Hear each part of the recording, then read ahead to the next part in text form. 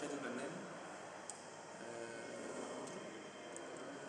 فرحان ان انا جيت النهارده في مهرجان تحف حب مصر، عشان خاطر تنشيط السياحه طبعا، وان نقدر نقدم حاجه للوطن. احنا دايما طبعا في خدمه الوطن، في خدمه مصر، ويا رب نكون نقدر نقدم لكم كل ما هو جديد ونقدر نساعدكم ان شاء الله. شادي، عايزك تكلمنا عن تواجدك النهارده في اليوم العالمي للشيف المصري والشيف العربي والعالمي ومهرجان طواف حب مصر. احساسك ايه وشعورك وانت بتغني للشيفات وتغني لمصر في وسط وفود من روسيا والمانيا وايطاليا متواجدين في قرية جاسمين بالاس؟ والله انا فرحان جدا ان انا بقدر اعمل، يعني اي حد في الدنيا ما يقدرش يتاخر عن واجب وطنه. والنهارده زي ما انت قلت كده ان هو يوم حلو جدا. ليه بقى؟ لان موجود جميع فئات العالم جايه تسمعك.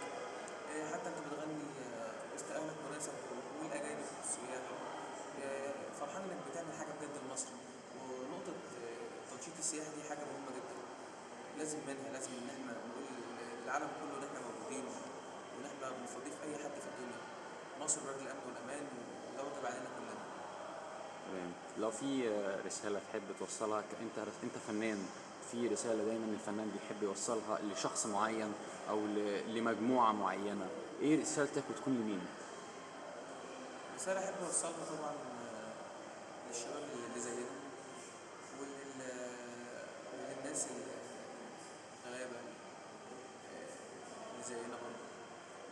ان احنا لازم بجد كلنا نبقى على قلب رجل واحد، ونحاول على قد ما نقدر ان احنا نعلي من مستوى مصر والمستوى الاجتماعي والمستوى الثقافي، وان احنا نفتح صدرنا للعالم كله ونقول له احنا موجودين اهو، وان مصر بلد الامن والامان، ولازم نساعد على تنشيط السياحه في مصر.